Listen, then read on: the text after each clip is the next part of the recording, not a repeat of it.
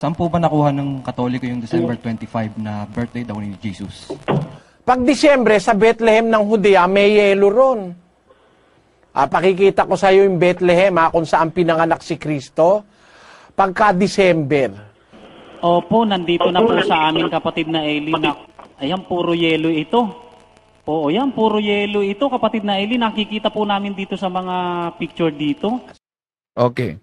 Yun ang common na argumento sa mga nagtuligsa sa pagdiriwang ng kapanganakan ng ating Panginoon Jesucristo sa Disyembre 25. Una, ayon kay Eliseo Soriano sa Members of the Church of God International, na di maaring ipanganak ang ating Panginoon Jesucristo sa Disyembre 25 dahil taglamig daw yan. At may ipinakita silang mga larawan na punong-puno ng yelo.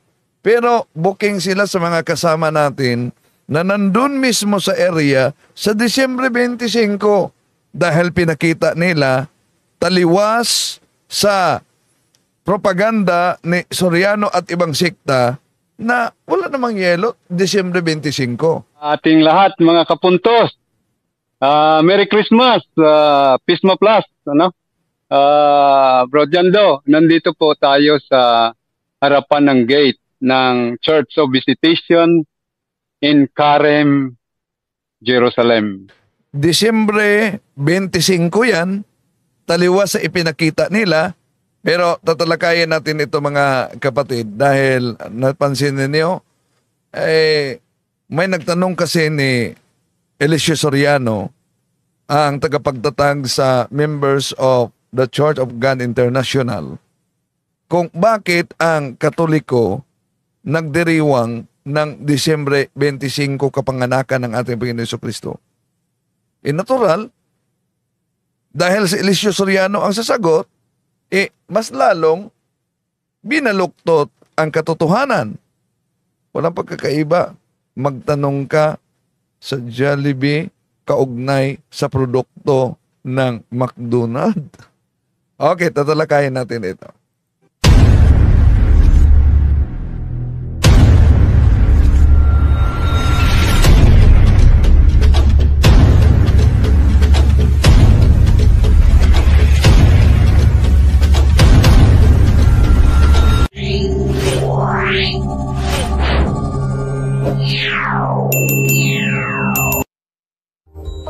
Abangan din, may nakatagdang debate si Bro Jando ngayon, mga kapatid. Welcome.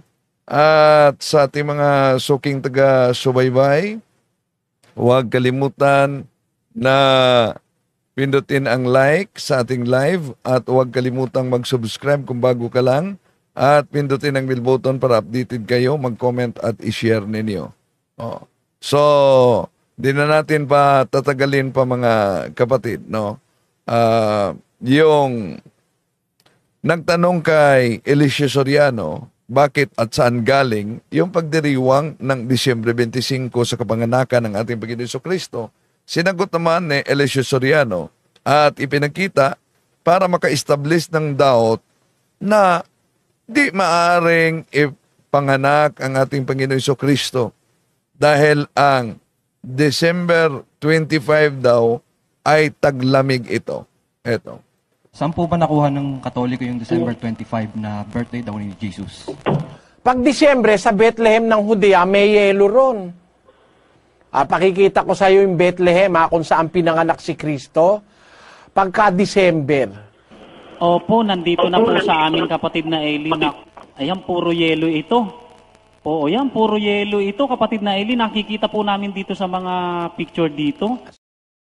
So yun. Ang batayan nila picture. At tandaan natin, etong mga argumento nila, bawal nga para kay Eliseo Soriano yung ibang mga history.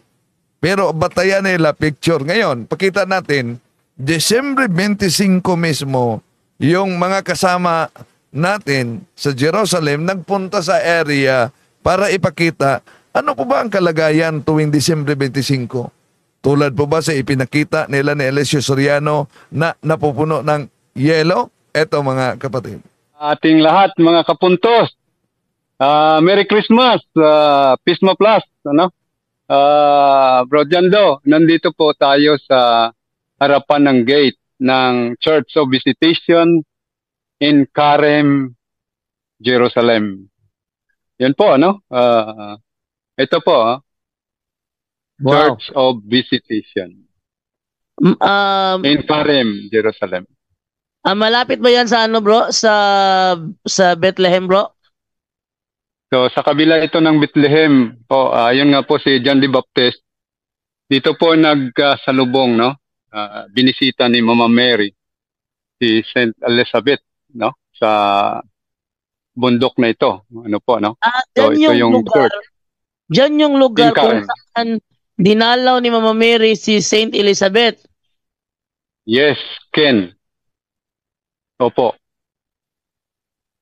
Okay. Oh. So, ano ang klima dyan, Brother Romel? Anong klima ngayon? December 25, anong klima dyan? Medyo malamig na po. 11 degrees po ngayon. Mag-alas 3 na po ng hapon. Ano po, no? So, sa Inkarem, dahil ito ay, sa baba ng, western part ito ng, ng Jerusalem po, ano? So, yung Bethlehem ay nasa east banda, no? Kunti ng Jerusalem, no? So, walang snow. Kasi pag nag-snow yung Bethlehem, kung saan sinilang po ang ating mahal na Panginoon, mauna po ito ng Jerusalem kasi mas mataas ito kaysa sa Bethlehem po, no? So, dito po tayo, no? Sa Visitation Church, sa Inkarem, na dahil sarado po, siguro dahil sa gira, napiktuhan. So, kagagaling ko lang po sa, sa Church of, John the Baptist, Catholic Church. Pero dadaanan po natin, siguro mga 5 minutes, baka doon na tayo. So, ituro ko po kayo kung mararapatin, dadaan po tayo sa Mary's Spring na po, no? So, ito, napakataas ito na bundok kung saan ay tinago ni San Zacarias si Santa Elizabeth nung nabuntis siya kay Saint John the Baptist. So okay lang po, Bro Janlo, na pupunta na tayo sa kung saan naglaba, umiinom ng tubig at nag-igib ang ating mahal na inang Birheng Maria. Kakabuntis niya lang sa ating Panginoong Jesucristo at 6 na buwan noon nung pagbisita po ni Mama Mary po rito sa lugar na ito, ang pagbubuntis ni Santa Elizabeth. Okay. Okay lang po. Okay. Mga 5 minutes nandoon na ako, no? Tingnan niyo lang ang paligid ng Jerusalem in Karem. Walang snow, mainit.